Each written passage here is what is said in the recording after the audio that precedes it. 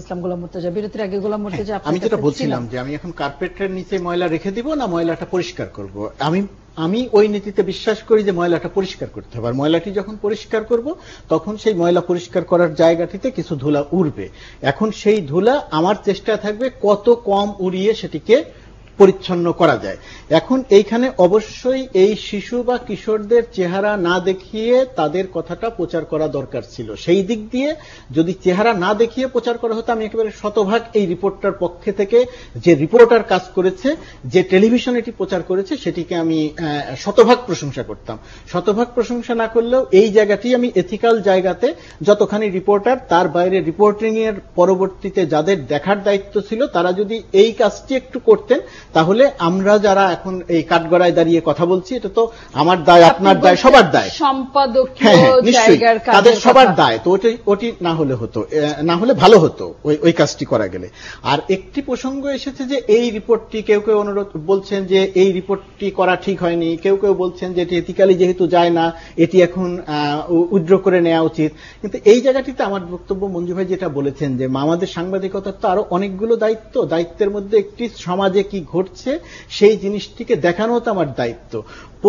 এক একটি পরীক্ষা আসছে, পরীক্ষার দিন আধা ঘন্টা থেকে 1 ঘন্টা আগে প্রশ্নপত্র ফাঁস হচ্ছে।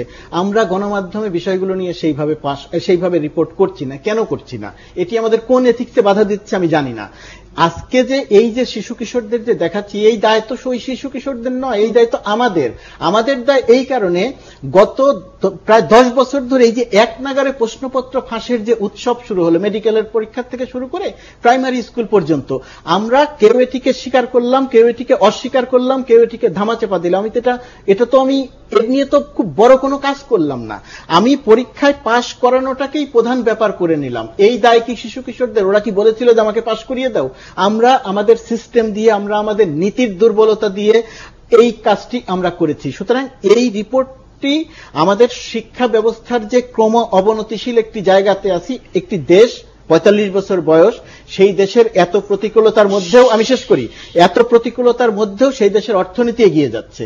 কিন্তু যে দেশের মানব সম্পদ উন্নয়ন যেটি মূল মন্ত্র হওয়ার কথা, সেই জায়গাটি একটা চূড়ান্ত অধপতন হচ্ছে।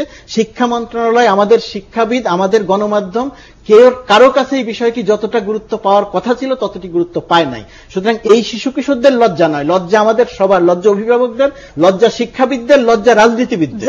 যাদের কথা বলছেন তাদের কাছে মনে হতে পারে অভিযোগগুলো ঢালাও। কোন মন্তব্য মঞ্জুর ইসলাম, না হলে অন্য একটি বিষয়